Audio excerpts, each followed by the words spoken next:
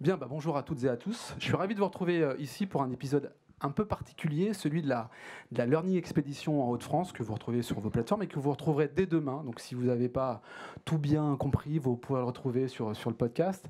Également en streaming sur le site internet du World Forum.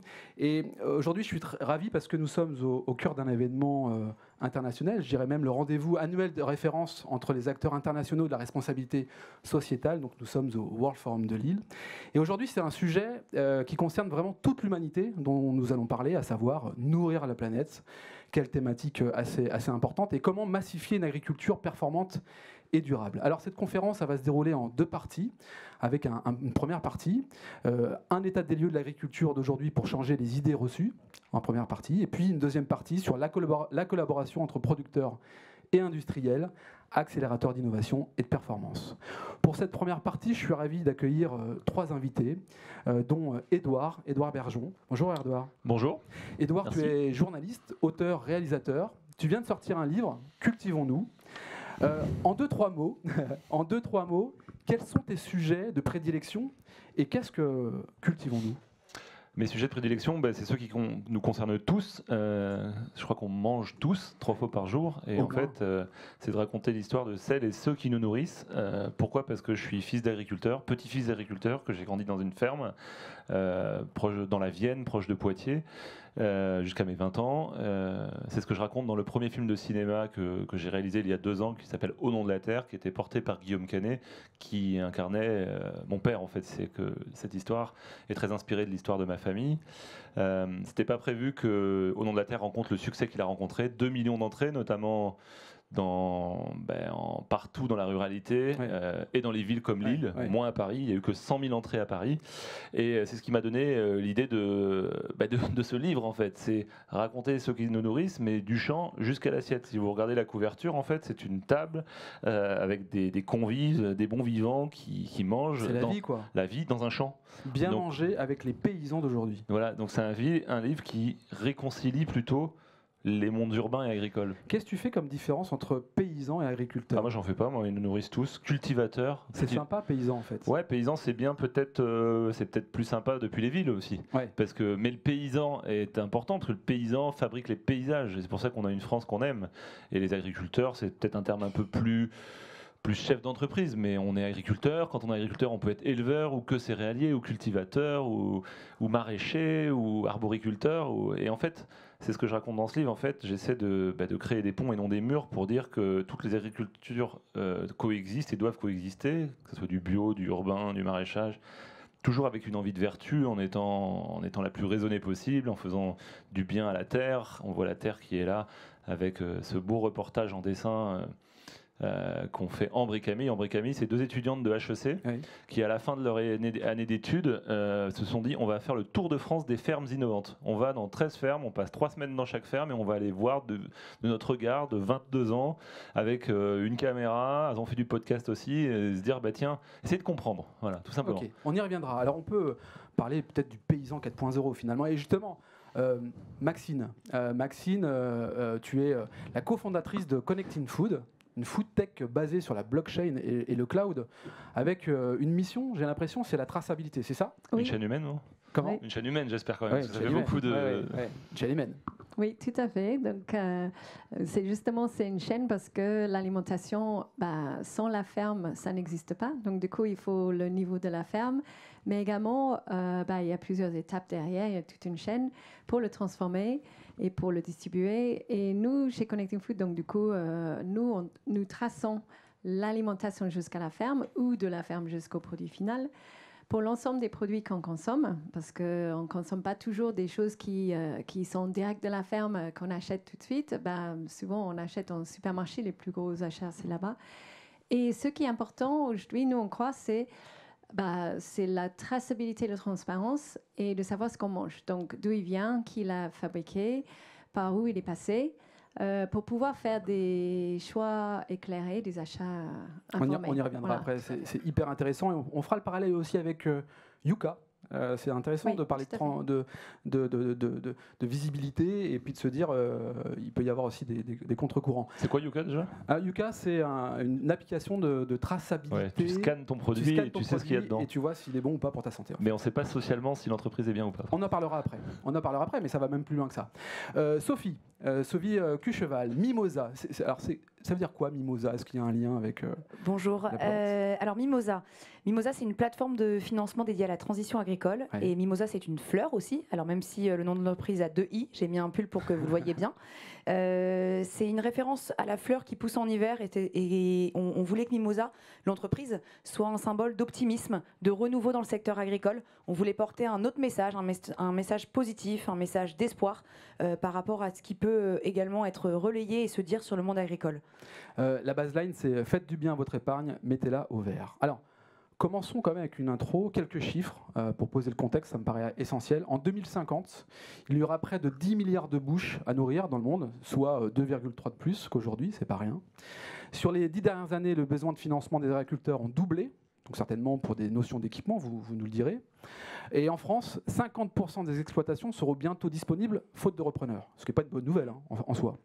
Alors ces 3 éléments expliquent la complexité du programme agricole aujourd'hui, et d'ailleurs c'est tout le sujet de cette table ronde. Comment produire suffisamment d'aliments pour tout le monde? Comment faire en sorte que les producteurs s'y retrouvent et le consommateur aussi? Avec un défi majeur, vous l'aurez compris, c'est celui de prendre à bras-le-corps le sujet climatique, dont l'agriculture et l'agriculteur est à la fois la victime et un acteur de transformation. Édouard, j'ai envie de te poser une question, c'est quel regard tu portes finalement en tant que journaliste et fils d'agriculteur? Est-ce que tu vois des évolutions positives? Déjà, il faut arrêter de se dire que tout va mal. Si on fait le tour du monde et qu'on voyage beaucoup, on peut juste se dire, et c'est une réalité, que l'agriculture française est la plus vertueuse et la plus durable du monde. Et oui, on a une agriculture très innovante qui a de nombreux savoir-faire, mais il y a des gros problèmes de faire savoir. C'est pour ça que je raconte toutes ces histoires dans Cultivons-nous, puisque c'est l'enjeu en fait, nourrir toutes ces bouches. 2,3 de plus. Voilà, et puis faire venir créer des vocations. Juste un peu d'histoire, après la guerre, 50% de la population, 50% des actifs sont des agriculteurs. Aujourd'hui, c'est 1 à 2%. Quand on voit le dernier sondage de Réussir, on voit que 72% des Français aiment leurs agriculteurs. Quand on est sur les 35 ans, on n'est plus qu'à 61%. Et quand on est sur les moins de 25 ans, on est à moins de la moitié. Ça veut dire que moins de la moitié des jeunes de 18 ans considèrent que l'agriculture est innovante et la moitié n'a pas de ces agriculteurs, ces jeunes agriculteurs. Non, mais en gros, la moitié n'a pas de problème avec la rémunération des agriculteurs. Ils ne se rendent pas compte que c'est un métier qui rémunère mal l'agriculture. Pourquoi, à un moment donné, par exemple, il y a des aides compensatoires? C'est qu'à un moment donné, nous, tous consommateurs, on fait le choix de ne plus mettre beaucoup d'argent dans notre panier alimentaire, donc dans notre agriculture. C'est aujourd'hui 10-12% de notre panier. On est capable d'acheter des téléphones à 1 500 €, mais on n'est pas forcément capable, pour ceux qui le peuvent, parce que toutes les bourses ne sont pas les mêmes, mettre un minimum d'argent dans notre assiette. Et comme on est ce qu'on mange, en fait, il y a un gros enjeu. Vous le disiez, l'agriculture aussi a un enjeu environnemental. C'est le 2e capteur de carbone. Après les océans, l'agriculture. Alors aussi, d'accord, il y a beaucoup d'efforts à faire sur le côté vertueux de l'agriculture, en essayant d'aller vers une agriculture la plus raisonnée possible. Après, moi je suis des parcours d'agriculteurs qui sont complètement bio, ou qui font de la technique sans labour, ou qui réduisent un maximum. Il se trouve que c'est une hérésie de penser que demain, toute l'agriculture pourra être... on ne peut pas revenir aux méthodes de nos grands-parents et on ne peut pas faire une agriculture uniquement que bio. Et pour autant, 50% des exploitations seront bientôt disponibles faute de repreneurs, donc peut-être un manque d'attractivité peut-être sur ce métier-là. C'est pour ça qu'il faut raconter que l'agriculture est innovante et que l'agritech, vous en parlez tout à l'heure, est là et qu'à un moment donné, la révolution agricole de demain, elle se fera avec des drones, avec des lasers qui font qu'on va pouvoir peut-être enlever au micron les mauvaises herbes, les adventices, on appelle ça des mauvaises herbes, pour éviter de mettre de la chimie par exemple. Donc innovation, transformation de l'agriculture, ça nécessite quand même du financement parce que tout ça, ça se prépare. Chez Mimosa, c'est ça le sens qu'on donne à l'agriculteur, à l'organisation, à la transformation. Comment ça se passe? Oui, tout à fait. Alors, nous, Mimosa, pour bien comprendre, on invite les citoyens et les entreprises à financer les projets de transition portés par des agriculteurs ou portés par des acteurs de toute la chaîne alimentaire. Donc, ça peut être des transformateurs ou des startups de l'agtech ou de la foodtech. On en parlait. Et du coup, on les invite à travers plusieurs outils de financement. Le don avec contrepartie, qui leur permet de donner de l'argent à un agriculteur et d'être remercié avec des produits, des services ou des expériences à la ferme. Et ça, c'est formidable parce que ça crée du lien social. Ça fait venir des citadins, ça fait venir des ruraux à la ferme pour récupérer par exemple leur panier de fruits et légumes. Et on a un deuxième outil qui est le prêt rémunéré, qui permet cette fois-ci à des citoyens de flécher une partie de leur épargne vers des projets de transition agricole. Là aussi, c'est intéressant puisque ça permet de flécher son argent vers l'économie réelle. Au lieu de laisser vers un livret A qui n'est pas très rémunérateur, on flèche son argent vers des projets de son choix, de sa région, et on sait exactement à quoi sert son argent. Sophie, ça c'est le pitch hyper attractif. Concrètement, est-ce qu'on a des exemples concrets d'agriculteurs qui ont profité finalement de cet engouement de personnes qui souhaitent s'investir là-dedans et qu'est-ce que ça donne finalement comme résultat? Alors ouais, concrètement, on en a 5000 chez Mimosa depuis maintenant 5 ans. On va accompagner en fait différents types de projets. On parlait d'innovation, donc en fait nous on accompagne beaucoup de projets de transition agroécologique. Donc on va vraiment être sur des innovations dans les pratiques agronomiques de la ferme, essayer d'utiliser moins d'intrants par exemple, essayer de ne plus labourer le sol, etc. On va avoir de l'accompagnement plutôt sur des projets agtech portés par les agriculteurs. Donc comment on robotise la ferme, à la fois pour comment on robotise, comment on mécanise. C'est super important aussi pour le confort de l'agriculteur. Edouard parlait du renouvellement des générations. Si on donne pas envie à des jeunes de se lancer, si on donne pas envie sur le métier d'agriculteur, qui est un métier, rappelons-le, qui est super dur. C'est une des professions qui travaille le plus aujourd'hui pour des salaires qui sont très bas. Mais comment on fait donc on va travailler là-dessus. Comment faire quand on inscrit finalement le métier en disant c'est dur et en plus on ne gagne pas trop sa vie? C'est quoi? C'est le sens? On crée de la valeur. On crée de la valeur par, justement, ils le financent chez Mimosa. On peut avoir un atelier de production bovine et puis on peut aussi avoir des fraises à côté si ça le permet dans le climat pour valoriser de la confiture ou du jus. C'est un exemple. Pour justement, on se diversifie en fait. En fait, les nouveaux business models à la ferme, c'est super important. Je parlais d'agronomie, je parlais d'agtech. Et en fait, je pense que la troisième voie, c'est vraiment aujourd'hui, on sait qu'un agriculteur sur 2 a une autre activité au-delà de la production agricole. C'est-à-dire que l'agriculteur, en fait, c'est vrai, on parlait d'entrepreneur, c'est vraiment un entrepreneur sur sa ferme. Il produit de l'énergie, il encapte, il stocke du carbone, il transforme, il vend à la ferme, il accueille du public sur des projets d'agritourisme. Et en fait, tous ces nouveaux business models, ça apporte de la valeur à l'exploitation, ça fait connaître, ça rend visible un travail qui était jusqu'alors invisible, enfin qui était devenu invisible, et c'est ça qu'on finance. On parle là de transparence, j'ai l'impression. Est-ce que c'est la solution, Maxine, la transparence à l'égard du consommateur versus le producteur? Oui, en fait, c'est-à-dire que quand on parle de créer de la valeur, il faut que quelqu'un paye cette valeur. Et ceux qui va le payer, c'est celui qui achète des produits à la fin. C'est-à-dire qu'on parle plutôt de valeur qui est payée par le consommateur et après, il s'est distribué tout au long de la chaîne.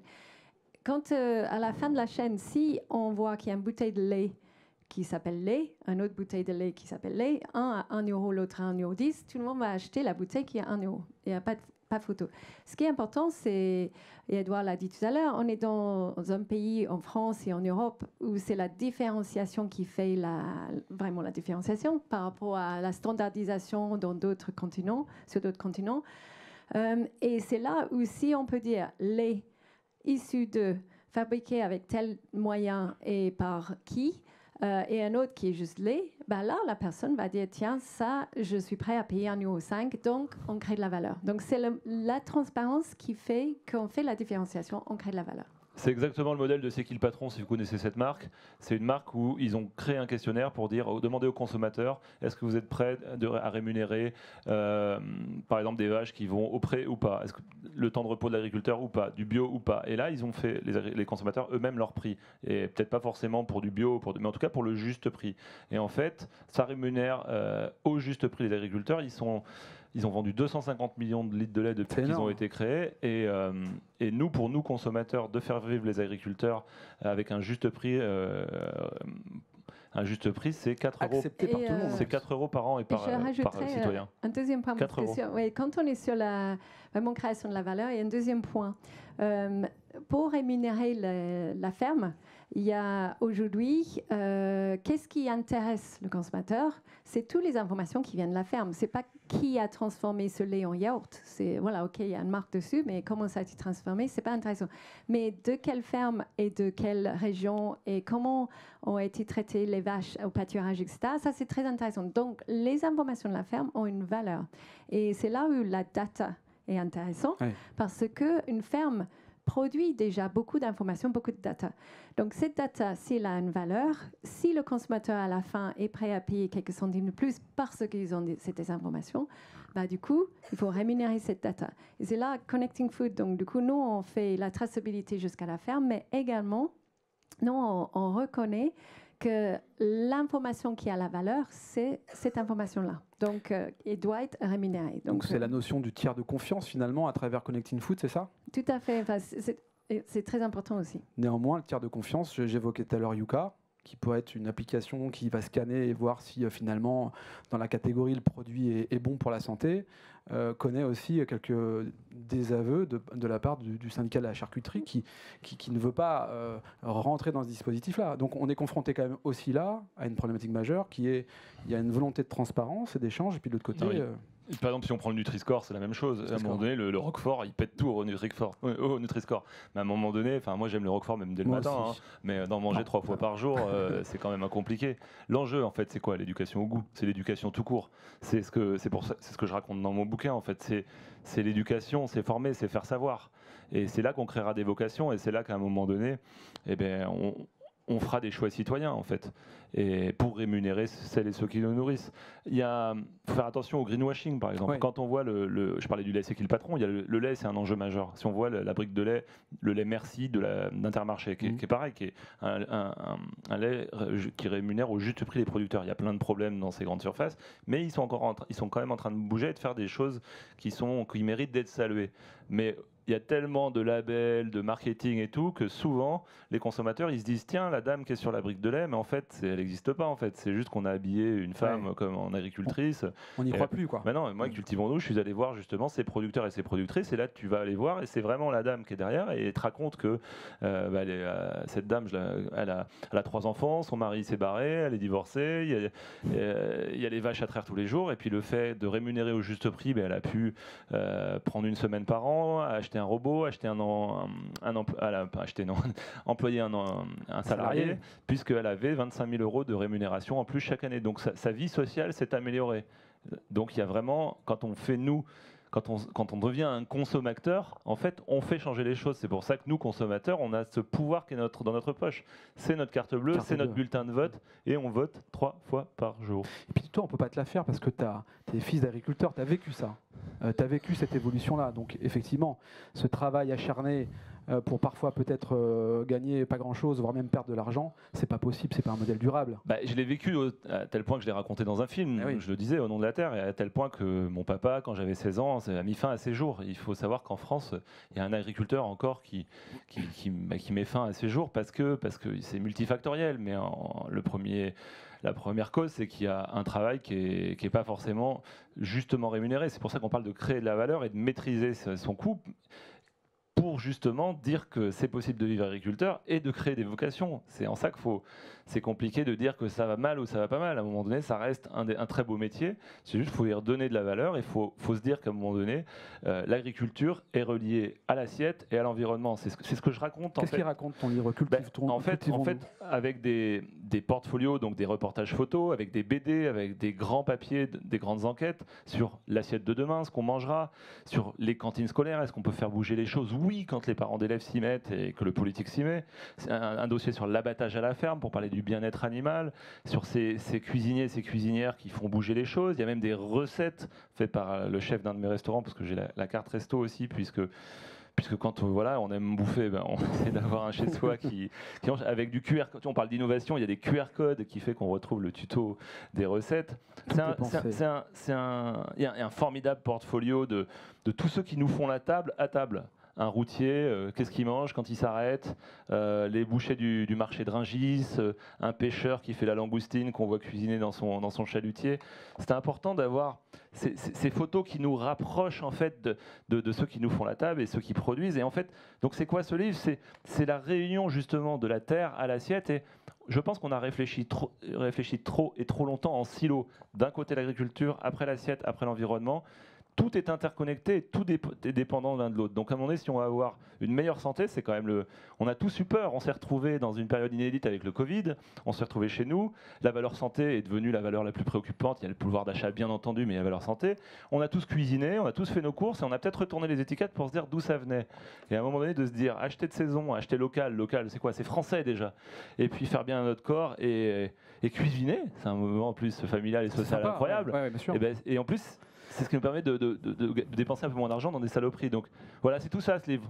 Très bien. Cette évolution de la consommation, quelque part, qui a été accélérée pendant le confinement, tu l'évoquais, on allait tous à la ferme chercher ses fruits, ses légumes. Bon, certains ont continué, d'autres peut-être pas. Mais est-ce que ça a aussi changé, finalement, la manière de financer ces épargnes? Mimosa, qui est bien placé pour nous en parler. Oui, tout à fait. Juste pour rebondir aussi sur la partie éducation, c'est important de replacer l'agriculture aussi dans son contexte global. On le disait sur la partie santé, la partie environnement. Mais aujourd'hui, l'agriculteur est en première ligne et la première personne à pouvoir agir par rapport aux grands enjeux qu'on connaît aujourd'hui, c'est-à-dire les enjeux sanitaires, alimentaires, énergétiques, environnementaux ou climatiques. Aujourd'hui, c'est la transition agricole qui est capable d'y répondre. Et un exemple très concret, c'est quand on parle vous connaissez sûrement les objectifs de développement durable qui ont été référencé par l'ONU. Aujourd'hui, l'agriculture est capable de répondre à 11 des 17 ODD. C'est le seul secteur qui est aussi transverse. Et un exemple très concret, c'est que le ministère de l'Agriculture, par exemple, est pilote ou copilote sur 11 ODD sur 17. Donc ça, c'est super important et c'est déjà la première pierre à remettre pour mettre l'agriculture au centre de notre projet de société. Puisque aujourd'hui, c'est le secteur qui est capable d'affronter finalement tous ces défis. Alors oui, qui émet par exemple beaucoup de gaz à effet de serre, 25%, mais qui est capable d'en stocker comme on le disait. Donc voilà, je pense que juste sur la partie éducation, c'est important de revenir à ça et de l'avoir en tête, parce que du coup derrière, tout peut découler de ça. Et sur la partie confinement, je viens à la question. Ouais, nous on a connu alors Mimosa, on a connu un bond énorme pendant le confinement et pendant l'année 2020, parce qu'on a bénéficié en fait de toutes les personnes qui se disaient comment je soutiens l'agriculture, comment je sauve l'agriculture, et donc forcément nous, on est arrivé en résultat de recherche, en fait financez-la, c'est peut-être la chose la plus simple à faire, parce que finalement accélérer la transition agricole, la première chose à faire c'est de la financer. On a des financements aujourd'hui, donc Laurent, tu le rappelais, qui ont doublé dans les 10 dernières années, et on a des réponses, et excusez-moi s'il y a des banquiers dans la salle ou qui vont m'écouter plus tard, mais on a des réponses aujourd'hui qui n'ont pas suffisamment évolué, qui ne sont pas suffisamment originales, et on a des réponses qui sont trop inertes par rapport aux enjeux de financement qui sont importants pour répondre à la transition sociale, économique, environnementale auxquelles font face les exploitations. Et du coup, en fait, c'est ça qu'on essaye de faire, nous, c'est travailler sur des réponses de financement sans garantie, sur des financements très rapides, sur de la dématérialisation du financement, enfin voilà, sur tout ce que les agriculteurs sont en droit de demander, comme aujourd'hui, d'ailleurs, tous les chefs d'entreprise le font. On parlait de transparence, on parlait de lexique. Enfin, j'ai envie de parler de lexique. On a souvent un lexique très riche pour parler des pratiques agricoles soucieuses de l'environnement. Alors, on parle d'agroécologie, de bio, d'agriculture de conservation, de régénération. Honnêtement, comment fait-on quand on est consommateur pour, un, comprendre quelque chose, deux, y voir plus clair, et se dire qu'en plus de ça, le bio, il est peut-être pas près de chez nous, quoi. Déjà. Comment ? Faut acheter français déjà. Acheter français, ouais. Mais, oui, mais attends, ok, acheter français, très bien. Tout à l'heure, Maxine disait, il y a du bio chinois. Oui, en fait, déjà, il faut savoir d'où vient un aliment. C'est-à-dire qu'on ne peut pas savoir. Est-ce que ce qui est marqué sur l'étiquette est réellement ce qui est dans le produit? Parce que quand on est une marque à la fin d'une filière, ils ne maîtrisent pas toute la filière. Sur les produits transformés, beaucoup. Oui, et même sur les produits, il y a des erreurs tous les jours sur la provenance, etc. Et il se peut qu'il y a 80% provenance France dedans, et puis il y a 20% provenance ailleurs. Donc, c'est ça qui est important, c'est de pouvoir tracer lot par lot, c'est-à-dire pas faire un traçage général sur l'année et dire en moyenne ça vient de France, c'est vraiment de savoir d'où vient le produit, lot par lot.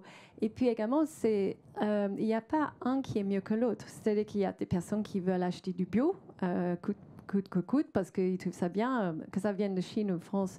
Pour eux, c'est le bio qui prime. D'autres qui veulent acheter en France, mais du conventionnel, parce que le local prime. Et je pense que c'est important. Il ne faut pas opposer. Il n'y a pas du bien et il n'y a pas de noir et blanc, du bien et pas bien. Et pour revenir à Yoka, par exemple, une application qui, eux, ils jugent. Eux, ils se portent en juge.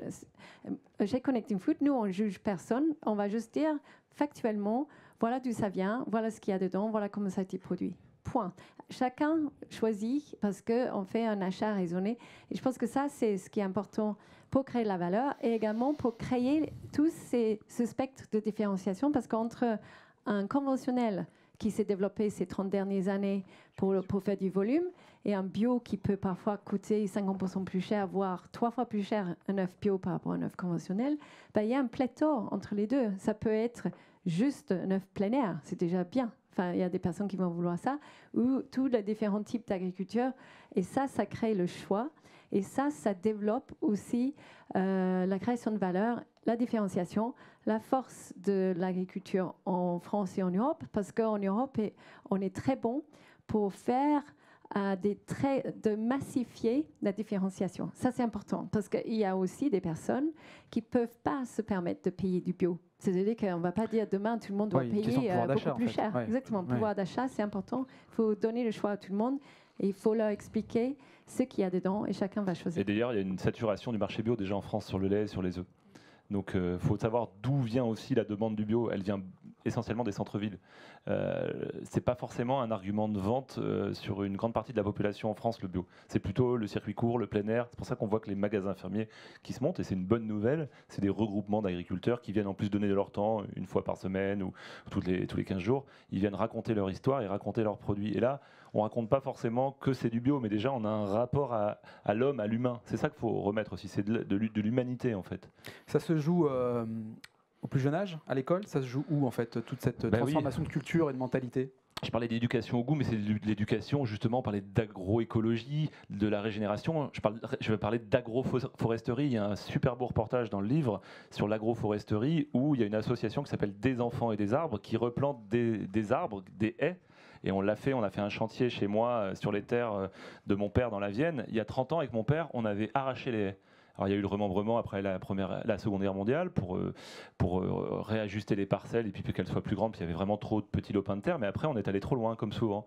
Et nous, il y a 30 ans, on a arraché les haies par souci économique, pour passer le matériel, et puis on ne savait pas en fait. C'est comme les années 70, on fumait avec les enfants, on se disait pas, c'est pas bon.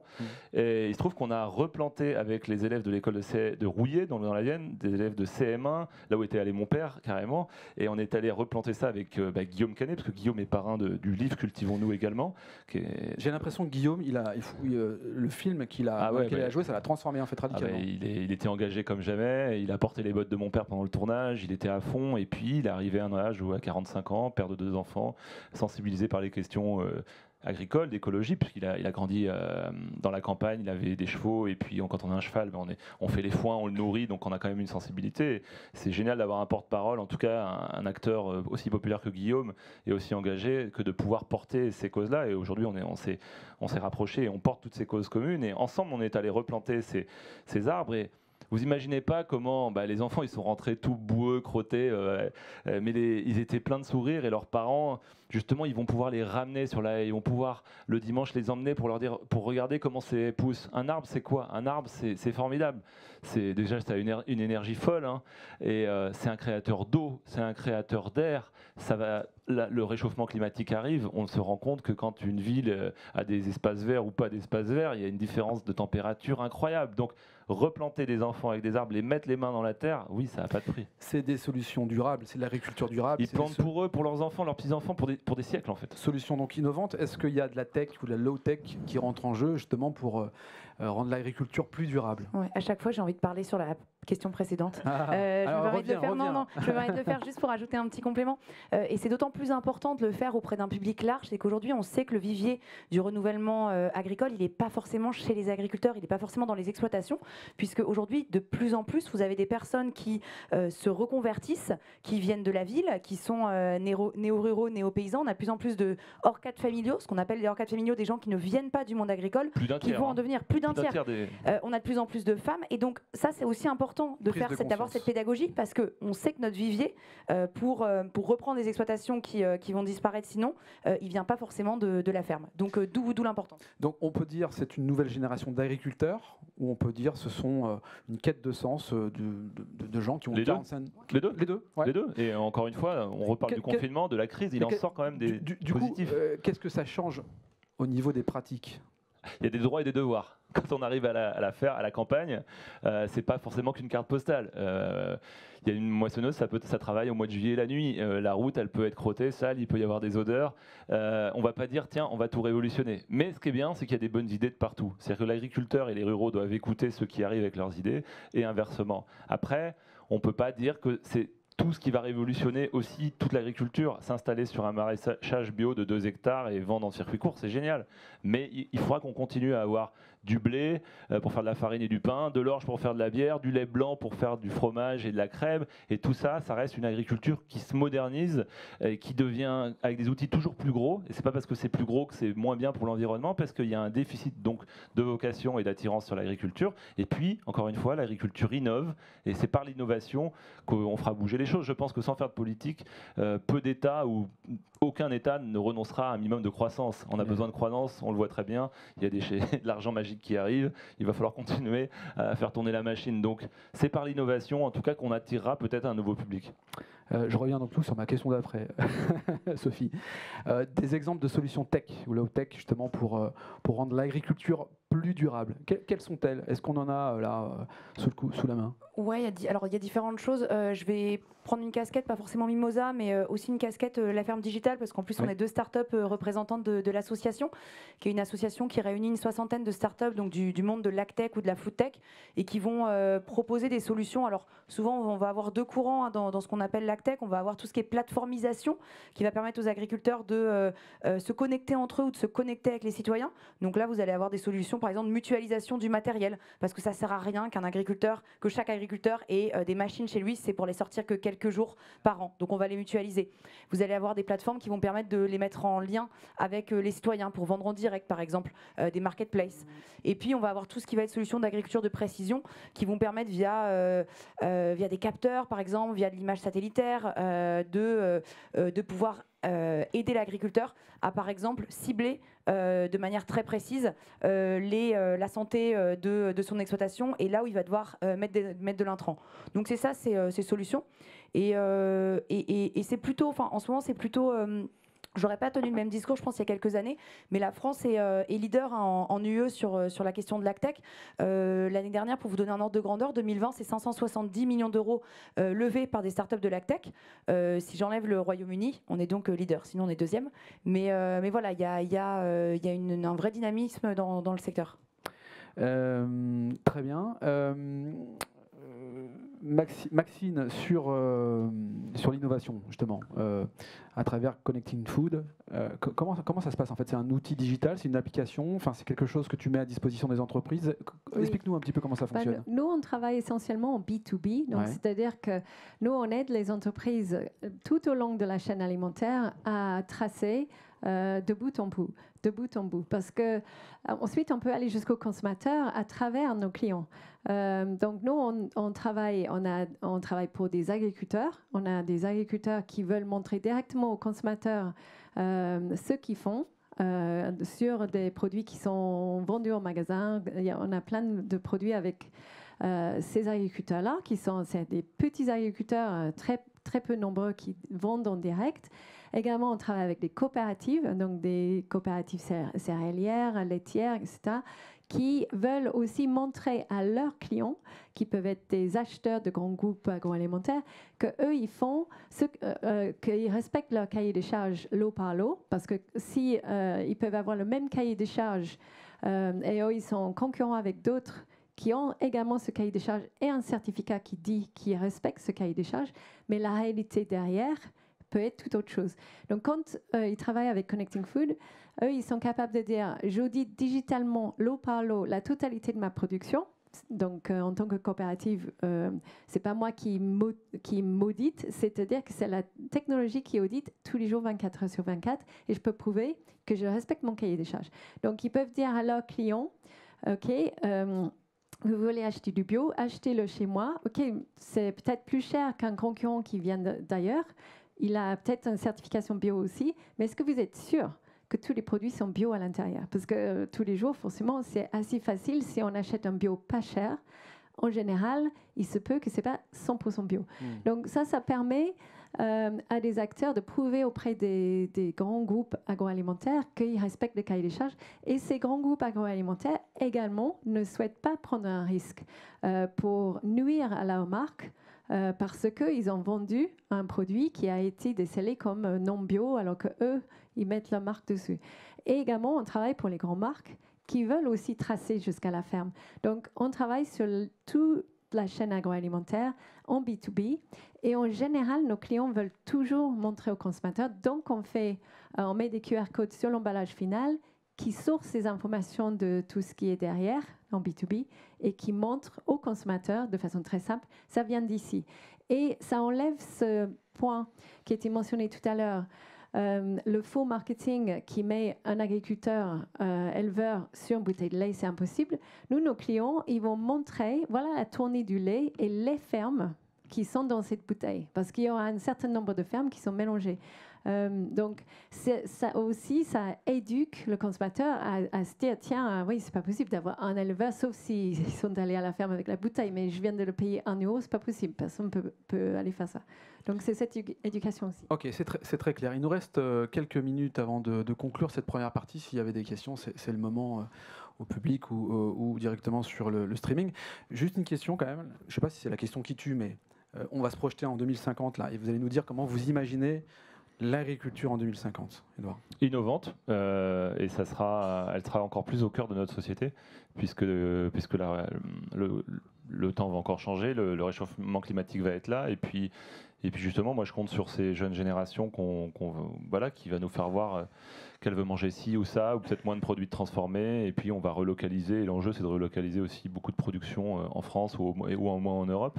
Donc moi j'ai confiance en l'agriculture de demain, et oui, il faut y aller en fait. Et pour parler de fact-checking, je rebondis là-dessus. En plus du livre, moi j'ai créé ma chaîne Cultivons-nous.tv, une chaîne sur abonnement, qui est une sorte de Netflix de l'agriculture, de l'alimentation, de l'environnement. Toutes les thématiques que j'ai dans le livre, elles sont aussi sur une plateforme en fait, où sur les marques dont je vous ai parlé, moi je vais fact-checker en fait. Je vais faire voir que c'est possible. Là, j'ai fait un reportage sur un méthaniseur il y a 6 mois. Il y a ceux qui sont pour le méthaniseur, contre le méthaniseur pour faire du gaz vert. À un moment donné, c'est une solution pour les agriculteurs. Moi, j'y vais pour poser des questions. Ça, c'est positif. Ça c'est négatif. La difficulté et le risque, c'est peut-être qu'on cultive après ensuite pour nourrir la bouche de ce méthaniseur. Oui, c'est un vrai risque. Mais en tout cas, il y a de l'innovation qui est là. Il y a des solutions pour ne pas dépendre du pétrole et puis des énergies carbonées.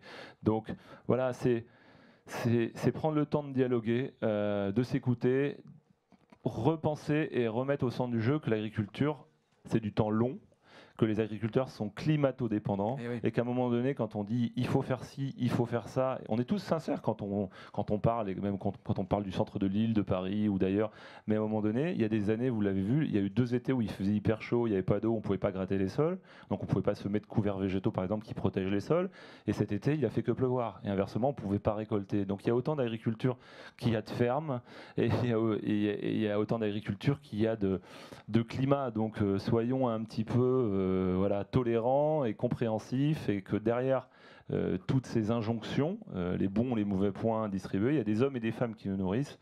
Moi, la seule injonction que je donnerais, c'est celle qui est écrite sur le titre de mon livre, c'est Cultivons-nous. C'est placé. Et je vais vous dire que je suis au garage tout à l'heure, à 16h pour dédicacer mon livre que vous pourrez retrouver au Furet du Nord. C'est triplement placé. Boulevard Carnot à Lille. Très bien, merci pour ta réponse.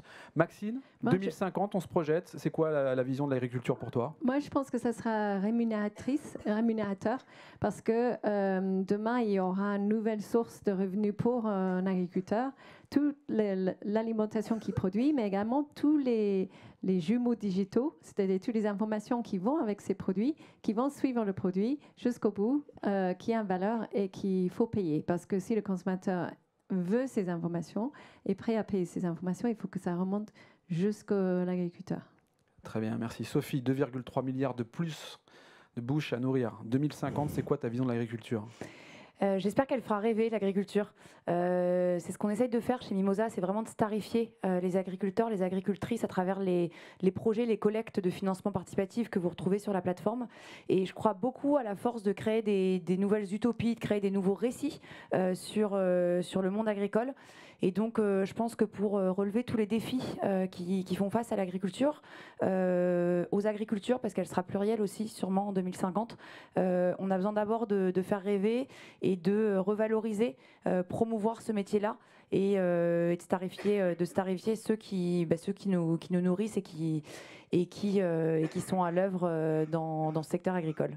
Starifier, c'est mettre en avant finalement ces agriculteurs, c'est ça ? Ouais, en faire des stars. En faire des stars. Ça peut être intéressant via les canaux, Instagram et tout ça. Enfin, c'est aussi un peu ça, c'est les mettre à la Ils une. nous ont pas attendus d'ailleurs pour en être. Aujourd'hui, les agriculteurs sont super connectés, ils sont très présents sur Facebook, sur Twitter, sur YouTube notamment, mais aussi sur Instagram, sur TikTok. Et oui, en fait, nous on utilise la force de cette connexion à des agriculteurs qui ont été la première profession très connectés parce que sur leur champ ils avaient besoin de connaître la météo, donc de toute façon ils étaient ils le sont. On a un peu attendu qu'il y ait une couverture 4G dans les territoires pour pouvoir être tout à fait présent avec les différentes solutions de l'AgTech, mais oui, tout à fait. Bon, très bien, merci en tout cas de nous avoir éclairé sur votre vision de l'agriculture. C'était un moment très sympa. Merci. On te retrouve, toi, Edouard, sur les réseaux sociaux, on l'a compris, sur cultivons-nous.net. TV. TV, ça va pas du tout. Et cultivons-nous.tv est disponible sur Orange, sur Prime Video également, bientôt sur Freebootleg. Et voilà. Un entrepreneur. C'est une boîte à outils en fait pédagogique. C'est ce qui, je pense, nous aidera demain, nous cultiver. Ok, Sophie, on te retrouve comment ? Alors sur mimosa.com, mimosa avec 2 i. Avec 2 i, ok, c'est dit. Important. Et Maxine ? Alors nous, on est plutôt tout ce qui est derrière, donc on est un peu invisible pour le consommateur, sauf que très souvent, il y a un QR code sur un produit de nos clients, comme sur Géant Vert, le maïs qui est tracé sur Herta, etc. Voilà. Et c'est là où il y a Connecting Food derrière. Voilà. Très bien. Merci à vous en tout cas d'avoir participé à cette première partie. Je vous dis à très bientôt et puis on peut enchaîner sur la deuxième partie. Merci. Jingle. Merci.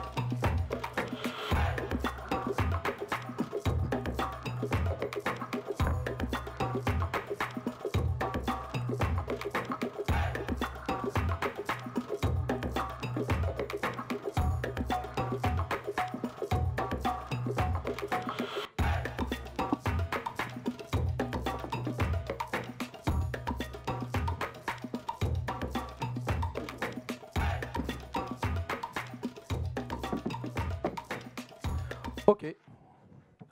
Bien, rebonjour à vous tous pour cette deuxième partie. Cette première était extrêmement passionnante, j'ai trouvé. Vous allez d'ailleurs nous dire ce que vous en avez pensé. Cette deuxième partie, elle, est consacrée permet de faire intervenir, je vais y arriver, 3 intervenants et pas des moindres. Maxence Turban, directeur agriculture McCain France et Belgique. Bonjour Maxence. Bonjour. Ravi d'être avec nous. Tu vas nous dire aussi ce que tu as pensé un petit peu de ce qu'on s'est dit là et comment un industriel finalement rentre dans le jeu pour une agriculture durable.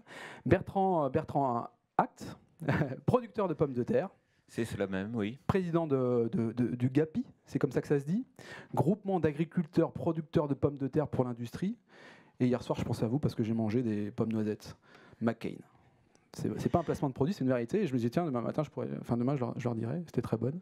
Mais on parlera justement du rapport que vous avez entre l'industriel et finalement l'agriculteur. Et puis, il y a, non pas à 2 pas de moi, à 2 pas d'ici plutôt, j'ai Stéphane Dargues, le fondateur d'À 2 pas d'ici. Oui, tout à fait. Eh ben, c'est bien. À 2 pas d'ici, c'est quoi ? Alors très rapidement, en fait, nous on est un réseau de producteurs à qui on permet de se fédérer pour promouvoir et puis commercialiser leurs produits plus facilement.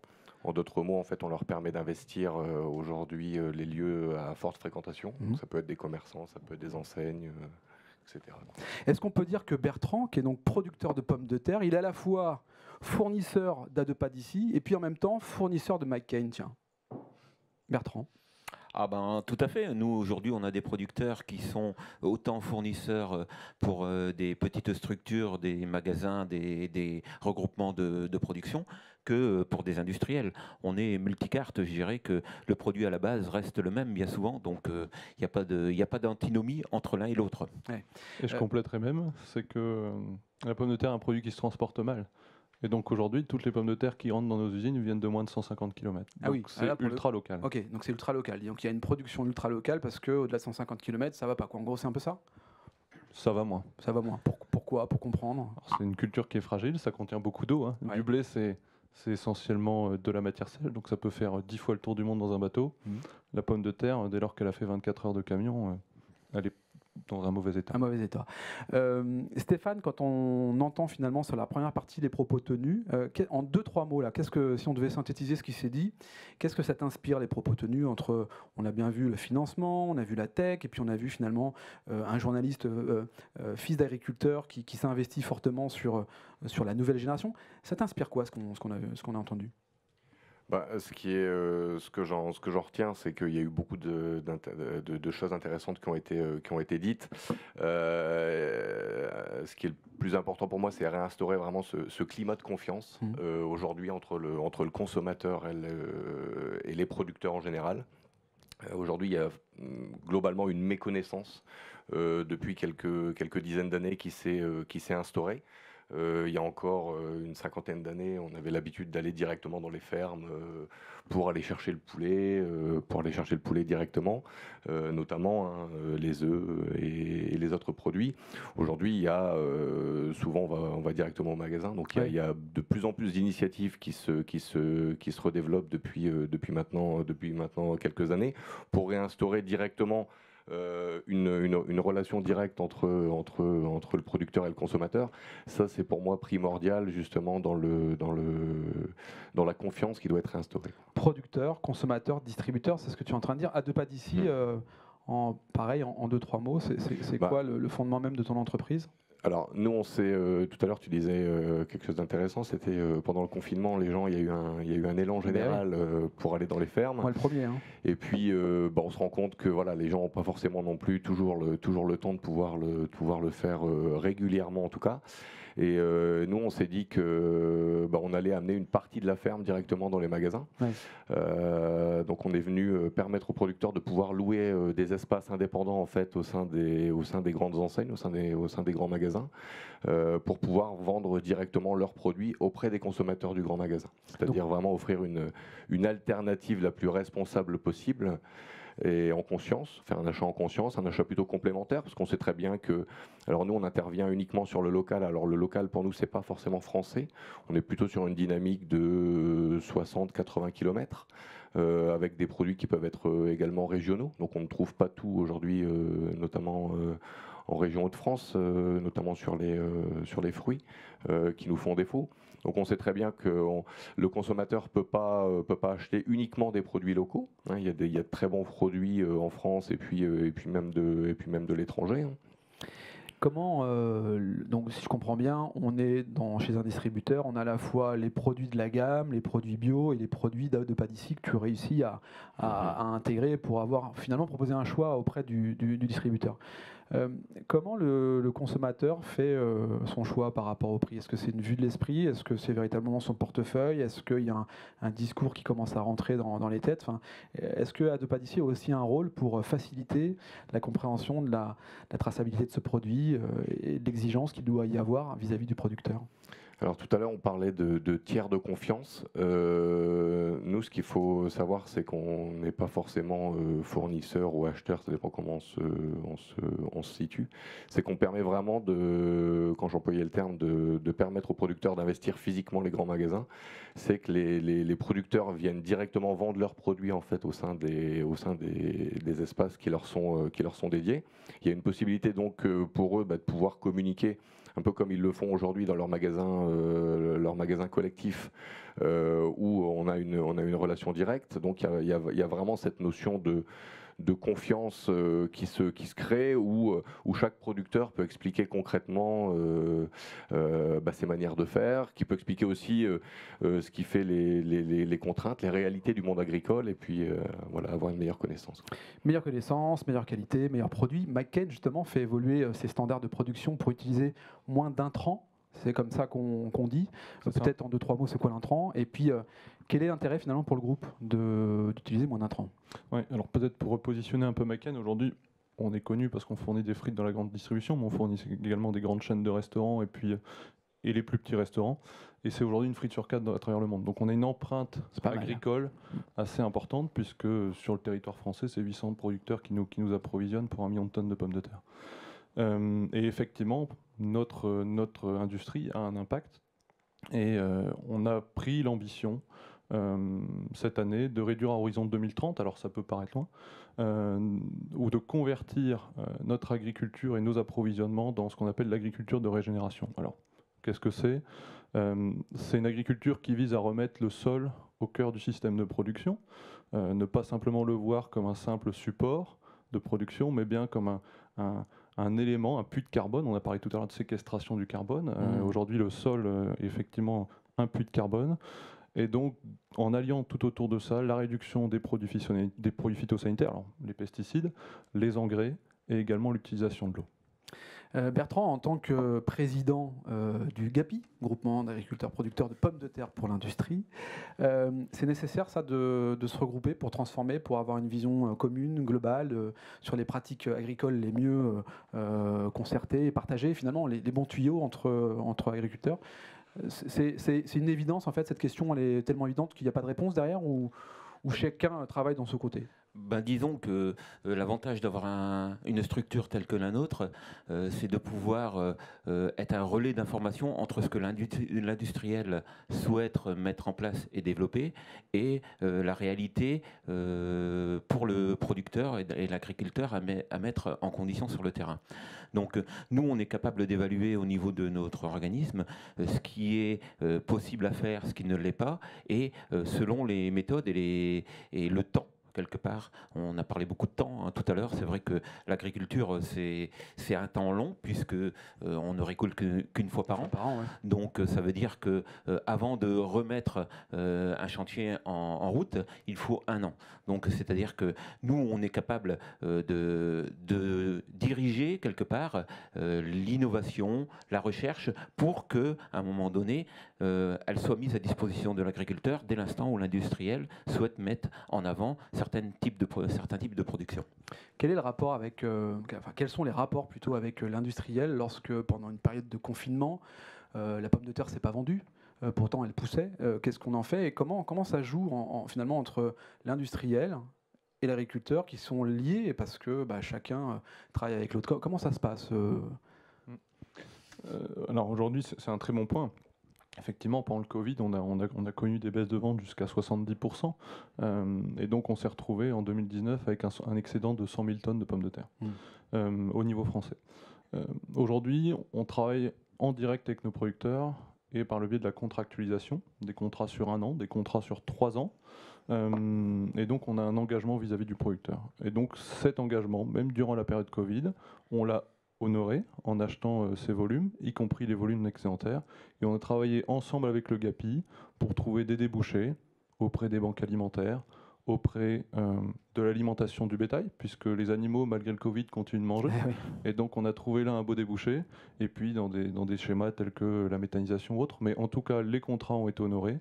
Et ensuite, avec le GAPI, et c'est un vrai partenariat qu'on entretient depuis plusieurs décennies maintenant, pour trouver des solutions conjointes et avancer ensemble sur beaucoup de sujets. Oui, je confirme. C'est-à-dire qu'on ne peut pas être seul dans des situations telles que cela, puisque de toute façon, c'est sûr que certains producteurs auraient eu des lots de pommes de terre qu'ils n'auraient pas pu commercialiser et donc se retrouveraient avec des pertes énormes. Donc le rôle du groupement et des partenariats qu'on a avec l'industriel, c'est justement de pouvoir harmoniser les flux de matière de manière à ce qu'on ne retrouve pas certains producteurs qui soient délaissés par rapport à d'autres. Donc c'est le rôle d'un organisme tel que le nôtre, c'est d'avoir une équité entre l'ensemble des producteurs qui travaillent avec l'industriel. Est-ce que finalement, cette période de Covid a été un accélérateur pour beaucoup de choses, mais un accélérateur d'innovation et de performance entre le producteur et l'industriel? Est-ce que vous avez vu du coup des choses évoluer dans les rapports, justement, avec cette crise que vous avez traversée à deux? Moi, je dirais simplement, ça a confirmé la méthode de travail. C'est déjà pas mal. Parce que oui, c'est important. C'est important. À des moments stratégiques tels que cela, on pourrait avoir une dissociation qui puisse s'opérer. Or là, on a resserré les liens, on a essayé de gérer la situation ensemble de manière à ce que on passe le moins mal possible la période tourmentée telle qu'elle a été et qu'on soit prêt à reprendre l'activité dès l'instant où le consommateur a repris ses habitudes de consommation. Ça a vraiment prouvé l'intérêt du collectif. Avec le GAPI, on intervient sur tout un tas de sujets. Un des sujets, celui qui parle le plus aux producteurs de pommes de terre, c'est le côté négociation annuelle des prix. Mais cette crise, elle nous a montré l'intérêt du collectif. Puisque l'agriculteur seul, avec son surplus de pommes de terre ou avec les pommes de terre que Macken ne lui aurait pas achetées, si jamais on n'avait pas honoré notre engagement, n'aurait pas eu de rémunération. Et Macken, sans un réseau de producteurs, avec des éleveurs, des gens qui ont des méthaniseurs, etc., n'aurait pas trouvé non plus un débouché à lui seul pour faire partir cet excédent de pommes de terre. Donc ça a prouvé et reprouvé l'intérêt du collectif, tant pour le maillon agricole que pour le maillon industriel. Stéphane, chez A2PAD d'ici, quand on parle là aussi d'accélérateur d'innovation et de performance, comment ça se passe? Est-ce que ça a été finalement une opportunité, je ne sais pas si on doit le dire comme ça, ce confinement et cette prise de conscience des uns des autres à peut-être aller manger plus proche de chez soi? Est-ce que ça continue? Tout à l'heure on évoquait peut-être un pic et puis une baisse de consommation à deux pas d'ici. Comment ça se passe aujourd'hui là? Alors nous, ça n'a pas forcément été une opportunité en tant que telle. Je pense que ça a été une opportunité pour le monde agricole, que les consommateurs puissent prendre conscience qu'il fallait aider le monde agricole. Donc on peut l'aider de différentes manières. On l'a vu tout à l'heure avec Mimosa, en finançant pas mal de projets. Prendre conscience aussi que on a en fait, généralement on a plein de fermes, enfin en tout cas pour les territoires urbains ou périurbains. Pas très loin de chez soi, qu'il y a tout un système de casiers qui sont développés, de magasins collectifs. Donc la prise de conscience finalement que chacun peut apporter sa pierre à l'édifice, à l'agriculture d'aujourd'hui et de demain. Je pense que ça a été vraiment ça pour moi l'opportunité qu'a apporté le Covid. On observe finalement un consommateur qui est de plus en plus exigeant, j'ai l'impression, sur la qualité et la durabilité des produits à consommer. Donc il y a souvent une question de prix. Il est prêt à mettre le prix, le consommateur, pour mieux manger, pour soutenir une filière, ou alors il y a son porte-monnaie qui lui dit qu'il n'a pas les moyens. Comment on résout cette problématique-là finalement? C'est une question importante. C'est une question importante et je pense que tous les maillons de la filière ont un rôle à jouer à ce niveau-là. J'entends par là, aujourd'hui, oui, le consommateur, par exemple, pour l'origine France, il est prêt à payer un peu plus cher. Par contre, aujourd'hui, il y a des grandes questions autour de la durabilité. Macken a pris cet engagement et il n'est pas que pour répondre aux consommateurs. Au départ, l'engagement qu'on a pris vers cette agriculture de régénération, il est parti d'un constat simple, c'est qu'au cours des 5 dernières années, dans toutes nos régions à travers le monde, que ce soit les États-Unis, l'Europe, l'Afrique du Sud, on a constaté des événements climatiques majeurs avec des baisses de productivité dans un contexte où la population augmente, dans un contexte où, avec la mondialisation à travers le monde, les gens mangent de plus en plus de frites. Et donc, il y a un enjeu de savoir pérenniser notre culture dans nos bassins de production et de répondre à une demande, à une consommation. Donc oui, on a pris cet engagement, mais le consommateur est de plus en plus exigeant. Et aujourd'hui, cette exigence, il ne faut pas non plus laisser croire qu'elle n'a pas de coût. Je pense que Bertrand, tu voudras compléter là-dessus. Oui, tout à fait. Je pense qu'aujourd'hui, le consommateur, je pense qu'il est prêt à payer éventuellement un peu plus cher. Simplement, justement, on a des gens qui sont exprimés avant nous, il a besoin de savoir pourquoi il paye plus cher. Parce qu'il y a différents types de production. Aujourd'hui, c'est vrai qu'on dit il y a autant de produits que d'agriculteurs. Peut-être pas tout à fait, mais au moins, il y a des normes qui existent aujourd'hui, il y a des critères de référencement qui existent. Le tout, aujourd'hui, c'est que le consommateur puisse être informé et s'y retrouver. Je pense qu'il faudra simplifier aussi les choses au niveau des critères de reconnaissance et d'identification des produits, parce que on l'a vu au travers des différentes labels et autres qui existent. À en avoir de trop, le consommateur n'a plus de repères. Oui. Donc je pense qu'aujourd'hui, il faudra être capable de définir un critère qui soit reconnaissable pour le consommateur, qui lui donne une garantie, qui soit tracé au travers des nouvelles technologies. Je pense que c'est important parce qu'aujourd'hui, on ne va pas en arrière. Hein. On a énormément de gens qui sont connectés, et je dirais qu'aujourd'hui, que rien qu'avec un scan de QR code tel qu'on l'a expliqué tout à l'heure, il doit être capable de voir l'exploitation, les techniques de production, et jusqu'à ce que ça arrive dans son assiette. Tu dis il faudrait. C'est qui il? Est-ce que c'est la nouvelle start-up qui émerge et qui apporte une solution toute prête, toute faite aux industriels, aux agriculteurs? Est-ce que c'est le rôle de l'État? Est-ce que c'est le rôle de la population? C'est quoi ta vision là-dessus en fait? Moi, ma vision là-dessus, c'est de dire à un moment donné, il faudra qu'on soit capable de se réunir entre les différents acteurs qui peuvent amener ces éléments aux consommateurs de manière à simplifier les choses. C'est-à-dire que les startups, bah oui, parce que c'est eux qui vont être capables de rediffuser et dispatcher au niveau du consommateur, mais à nous, au niveau des organisations professionnelles, d'avoir des critères et des identifications suffisamment claires pour qu'elles soient lisibles pour le consommateur. Par contre, une chose est sûre, c'est que le jour, et ça a été dit tout à l'heure, le jour où on sera capable de faire ça, il est clair que tout ça aura quand même un coût, et donc il faudra que ce coût soit supporté par l'ensemble de la chaîne, et non pas qu'on nous demande, nous, de produire au prix du low cost avec un high-tech en termes de produits. Surtout qu'on ne prend pas un élément là qui est l'aléa climatique. Globalement, le temps agricole est celui des récoltes, c'est une fois par an. Parfois, alors on sort de la patate, mais parfois dans son rayon, on va trouver des fraises qui ne sont pas forcément dédiées à la saison. Comment on éduque? Comment on arrive à faire prendre conscience aux consommateurs, aux jeunes consommateurs et aux moins jeunes d'ailleurs, que c'est peut-être pas top d'acheter des fraises au mois de janvier? Ça, c'est déjà une démarche qui a été commencée et qui va être longue. Je pense qu'on parle de plusieurs générations. Il va falloir bien éduquer nos enfants pour qu'eux-mêmes, quand ils auront leurs enfants, puissent faire la même chose. Aujourd'hui, il faut aussi sortir un peu de l'utopie collective, hein, de dire chacun consomme de saison. Hein. C'est pour ça aussi qu'on trouve des fraises en grande surface depuis le début de l'année. On trouve des tomates tout au long de l'année parce que il y a aussi une part des consommateurs, et peut-être qu'on en fait tous partie, hein, plus ou moins, hein, effectivement à quelques, voilà, de pouvoir consommer ces produits-là. Donc il y a juste un juste milieu à trouver. Il y a effectivement une éducation, une rééducation alimentaire à travailler. Voilà, c'est ça l'enjeu principal. L'enjeu principal. Bertrand, comment on fait en sorte pour que le consommateur en prenne conscience? Est-ce qu'on est concerné par l'industrie de la pomme de terre aussi sur cette question-là? Disons que je dirais la production, nous, elle est récoltée donc au mois de septembre, et après elle est stockée, je dirais. Donc elle peut être retravaillée toute l'année, puisque la pomme de terre est un produit qui se conserve, sous certains critères certes, mais qui se conserve quasiment durant une année. C'est pour ça qu'aujourd'hui les industriels peuvent avoir des usines qui fonctionnent toute l'année pour pouvoir sortir des produits. On parle donc d'aléas climatiques, d'une réponse de l'agriculture, certainement aussi Mike Ken par rapport à cette réponse est d'identifier, j'imagine, des catégories de pommes de terre. Enfin, comment on répond aux aléas climatiques pour que la pomme de terre puisse plaire au plus grand nombre, puisse avoir, j'imagine, une qualité à laquelle vous faites extrêmement attention. Enfin, comment ça se passe entre les producteurs et puis le choix des pommes de terre?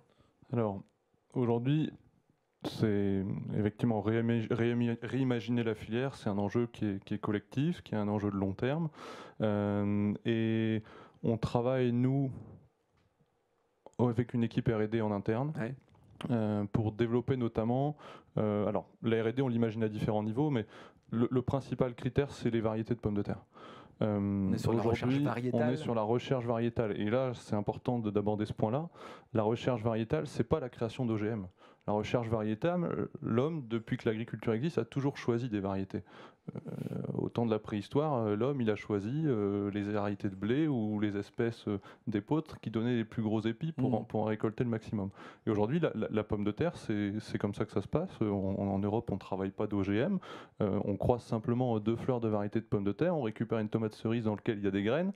Et ensuite, on en obtient des tubercules. Et c'est un processus de temps long. C'est un processus, voilà, entre l'année où on fait un premier croisement chez un généticien qui crée une nouvelle variété et l'année où il en a 1000 hectares de cette variété chez Maken, il s'est écoulé entre 15 et 20 ans. Mais il est certain que c'est la réponse principale à l'amélioration de l'empreinte environnementale et à l'amélioration de la productivité à ce niveau-là. Et donc ça, c'est effectivement un enjeu majeur chez Maken, et on investit énormément d'argent chaque année là-dedans pour tester 100, 200 variétés chaque année. Et sur ces 100, 200 variétés, au bout de 10 ans, on en aura retenu une qui sera effectivement plus résiliente à la sécheresse, moins consommatrice en intrants ou en produits chimiques, et qui sera également plus productive pour le producteur, puisqu'à la fin, c'est sa rémunération.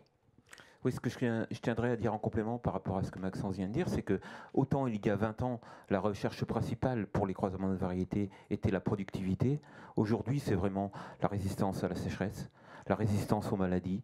Ce sont ces choses-là qui sont priorisées, je vais dire, sur la recherche variétale. Aujourd'hui, on n'est plus sur les mêmes enjeux. Je pense qu'il y a 20 ou 30 ans, c'était vraiment produire un maximum de volume. Là, aujourd'hui, c'est faire attention aux évolutions du climat et donc avoir des variétés qui soient adaptées à l'évolution du climat qu'on connaît aujourd'hui. Et l'innovation, on la voit à d'autres niveaux. Si je prends nous notre exemple, l'innovation, elle est également dans les pratiques. La nouvelle variété est un élément de réponse, mais je l'ai dit, c'est un élément qui prend du temps. Donc on recherche également d'autres critères intermédiaires. Et donc par exemple, on travaille beaucoup avec les startups pour développer des outils d'aide à la décision, comme on appelle, qui vont permettre d'améliorer les apports en eau, à la fois en quantité mais également sur la date de déclenchement. L'élément que j'aime reprendre, c'est un outil qui s'appelle Milios, qui a été créé par un institut technique qui s'appelle Arvalis, qui est l'Institut technique de la pomme de terre en France. Grâce à cet outil, on est capable d'identifier quand est-ce qu'il y a du mildiou. Alors le mildiou, pour ceux qui ne connaissent pas, c'est la principale maladie de la pomme de terre. C'est ce qui fait que cette année, pour beaucoup de producteurs, la production c'est lié à l'eau souvent, mauvaise, c'est lié à l'hygrométrie et à la température. Hein. Donc finalement, quand les pommes de terre poussent le plus, c'est là où la maladie se développe le plus. Et donc, via des modèles météorologiques et des modèles de simulation de la maladie, on est capable d'identifier quand est-ce qu'il faut traiter. Et alors qu'il y a 40 ans, avec les matières actives ou les produits qui existaient, on traitait tous les 4 jours. Il y a 20 ans ou il y a 10 ans, on traitait tous les 7 jours. Et maintenant, on est capable de dire à 6 heures près, voilà, il faut aller traiter. Et grâce à ça, si je prends l'exemple de Maken, en l'espace de 12 ans, on a baissé de 25% nos consommations de produits phytosanitaires. Donc, voilà. Et le dernier élément de R&D, il est pour nous industriels dans les usines, puisque aujourd'hui, produire demain une agriculture plus résiliente, produire avec moins d'intrants, etc., ça veut dire avoir à faire face à plus de défauts, plus de maladies, etc. Et donc comment dans nos usines, on arrive à investir pour retirer ces défauts qui peuvent apparaître avec le changement de mode de production.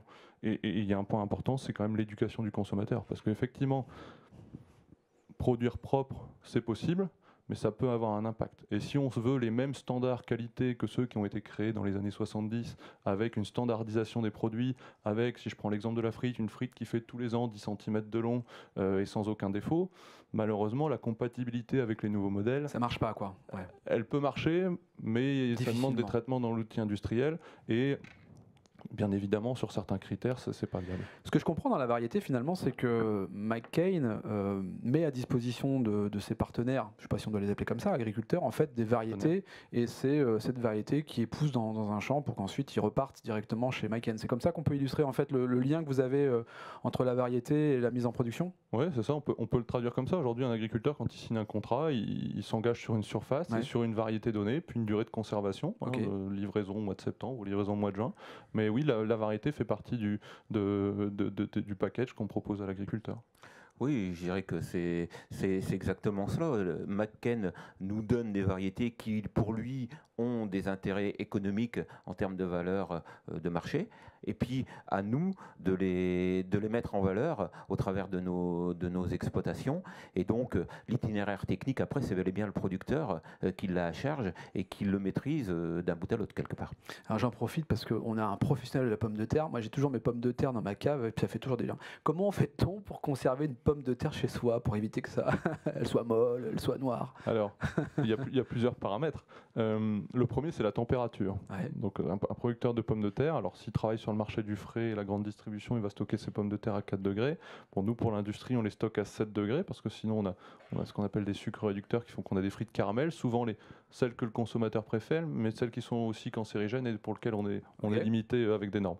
Donc, on les stocke à 7 degrés. Ensuite, on choisit des variétés adaptées. Et par exemple, il y a 2 ans, on a sorti une nouvelle variété qui s'appelle Amigo, qui permet d'être stockée sans aucun souci jusqu'au mois de mars-avril. C'est la binge, souvent. Voilà, la binge, voilà, ça fait partie des vieilles variétés, celles qu'on ne transforme plus aujourd'hui, qui est bien aimée par le consommateur, mais qui aujourd'hui répond plus forcément aux attentes environnementales, par exemple. Et puis après, on utilise... Oui, là, pardon, je te coupe, mais c'est une attente environnementale, c'est pas une attente marketing pour le coup.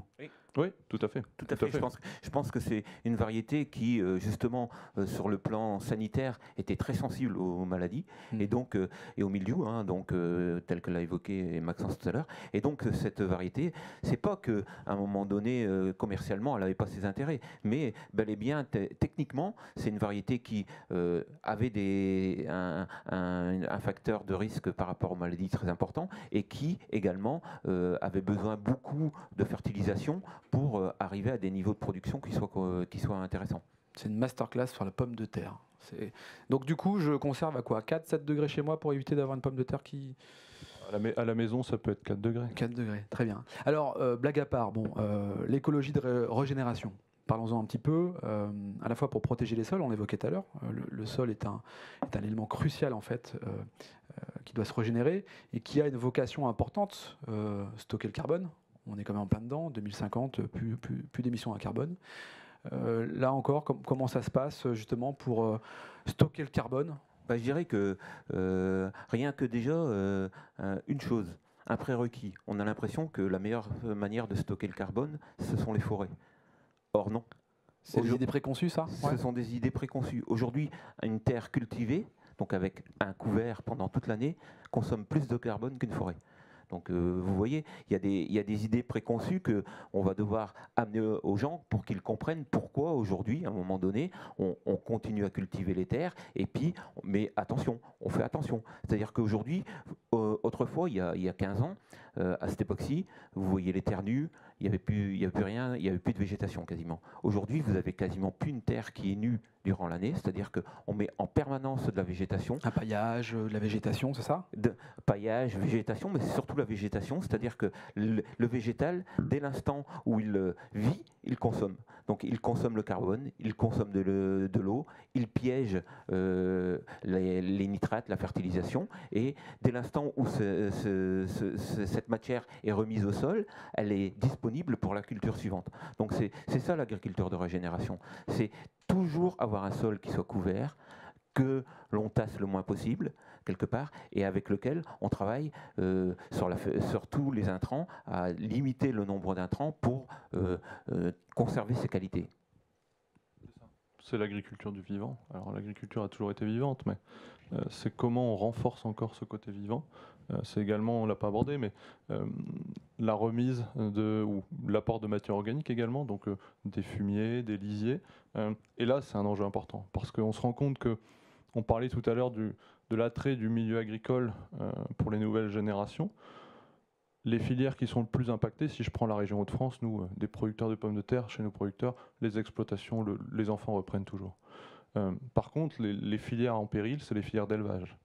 Et aujourd'hui, dans ce système, dans ce mode de culture, dans lequel on veut réduire les intrants, réduire l'azote minéral, l'apport par l'élevage, le compost, le fumier, le lisier, il est essentiel. Et vraiment, il y a un enjeu de réussir à sécuriser l'élevage dans nos régions, notamment dans nos régions de grande culture, pour pouvoir répondre à ces enjeux. Ouais, tu pointes le doigt sur une problématique majeure qui est globalement, on est sur un cercle vertueux. S'il manque une chaîne, un maillon de la chaîne, c'est compliqué, quoi. C'est ça en fait l'idée ? Mais exactement. L'agriculteur, il ne produit pas des pommes de terre, il ne produit pas du blé. Il s'inscrit dans un système, dans une rotation, dans lequel il va mettre du blé, de la betterave, de la pomme de terre, un enchaînement de cultures qui, plus il est long, plus il est diversifié, mieux il sera pour le système. Et puis également, l'élevage est une brique importante du puzzle pour avoir un système qui soit à la fois productif et durable.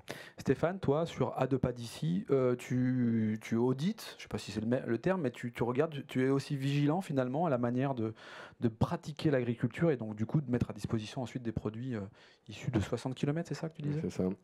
En fait, au départ, on avait un peu de mal avec ce terme sélection, mais en fait, on s'est rendu compte finalement que local ne voulait pas forcément dire de meilleure qualité. Ouais. Clairement, hein, c'est parce qu'il y a une salade finalement qui vient de 3 km qu'elle est meilleure ou qu'elle a été cultivée d'une manière plus saine que celle de 200. Donc on a effectivement visité chacune des exploitations. On a beaucoup appris finalement au contact des producteurs. C'est un travail qu'on a fait pendant plus de 18 mois, qu'on fait encore au quotidien. On a établi ce qu'on appelle, j'allais dire vulgairement, un cahier des charges, qui n'est pas un cahier des charges très qui fait 50 pages de cahier des charges standardisé, on va dire, parfois des enseignes de grande distribution où les produits doivent être calibrés, doivent être finalement tels que on imagine que le consommateur en fait l'attend. Mais oui, il y a eu un travail de notre côté là-dessus, voilà, sur l'utilisation de tout un tas de produits, effectivement. Un travail basé aussi peut-être sur la confiance entre agriculteurs et distributeurs, j'ai le sentiment. C'est ça, exactement. La confiance commence par. Très bien. On arrive bientôt au terme de cette deuxième partie. Là encore, s'il y a des questions, faut pas hésiter. J'allais dire même punition, peut-être pas quand même, mais même question. L'agriculture en 2050, je rappelle, 10 milliards de bouches à nourrir, donc 2,3 milliards de plus. Donc évidemment des conséquences, quoi. Comment vous voyez les choses, Stéphane ? C'est un vaste sujet, hein. C'est vrai que la population, elle grandit à vitesse grand V, que ça, effectivement, il faut pouvoir le gérer. On voit pas mal d'initiatives dans l'alimentation, avec des choses de plus en plus transformées.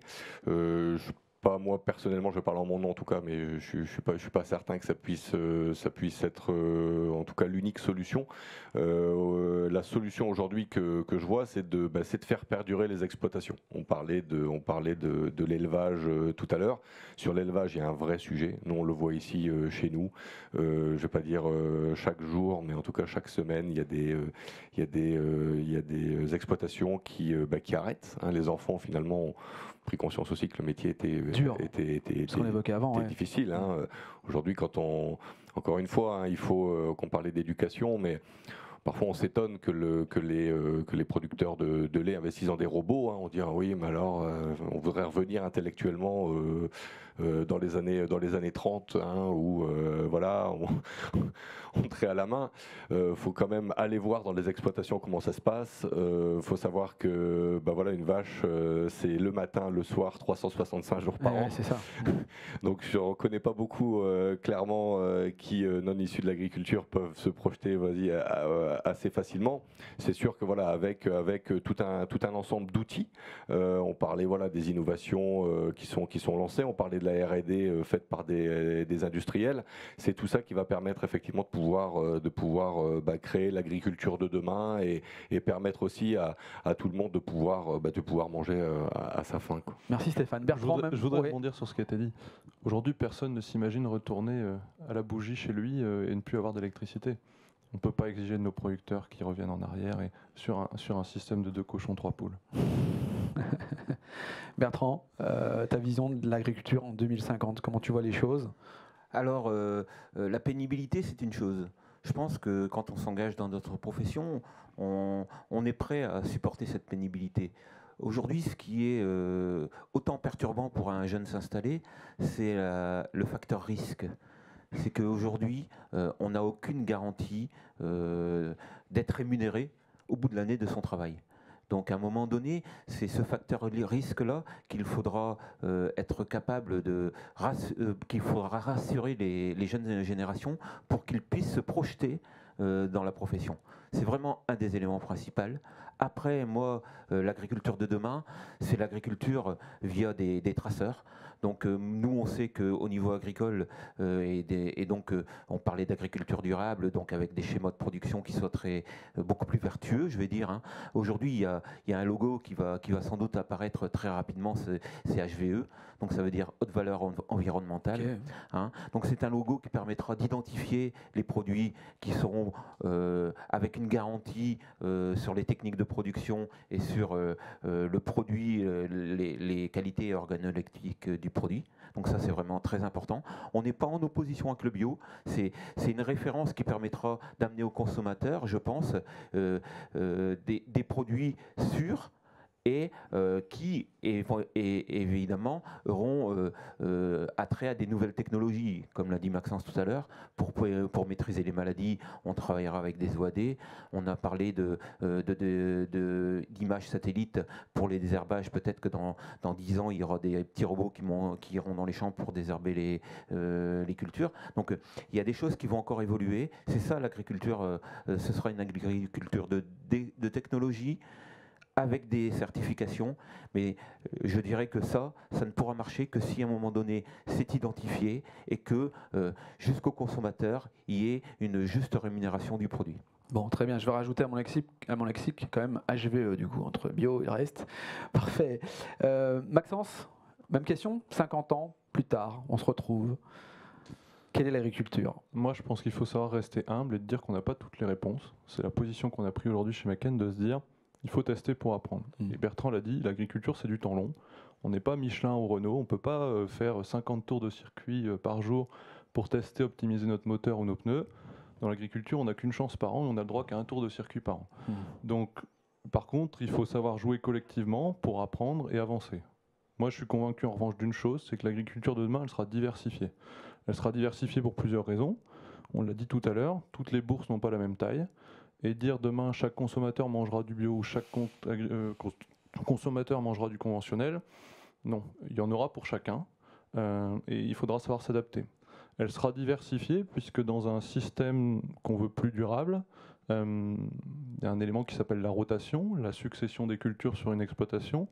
Et pour que l'agriculture soit résiliente et durable, il faut que cette rotation elle soit la plus longue possible. Donc je suis convaincu qu'on va voir apparaître dans les années à venir des cultures qu'on voyait peut-être pas encore il y a quelques années, et des cultures, voilà, des rotations plus diversifiées dans les exploitations. Donc pour moi, la diversification, et également dans les modes de commercialisation, comme on en discutait tout à l'heure, ou avec Mimosa dans les modes de financement, ce sera ça la diversification, et ce sera ça l'agriculture de demain. Simplement encore un point, je dirais attention, sachons garder une juste rémunération du produit de base, puisque aujourd'hui beaucoup d'agriculteurs se posent la question de savoir s'ils continuent à produire pour de l'alimentaire ou s'ils se dirigent vers du non-alimentaire. Et ça, c'est une chose qu'il faudra à un moment donné apporter des garanties aux producteurs sur la rémunération des produits, parce qu'aujourd'hui, quand on sait l'évolution et la volatilité des prix de l'énergie, la tentation est grande de certains producteurs de se diriger vers des produits non alimentaires. Nourrir la planète, comment massifier une agriculture performante et durable? Je crois que vous y avez contribué en tout cas à ces éléments de réponse. Je vous remercie, je vous dis à très bientôt et je vous embrasse. À bientôt.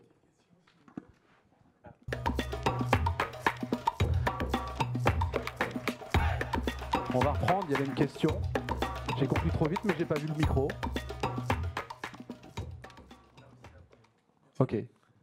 Oui, c'est avec intérêt que j'ai entendu parler des frites de McCain, mais il me manquait un élément.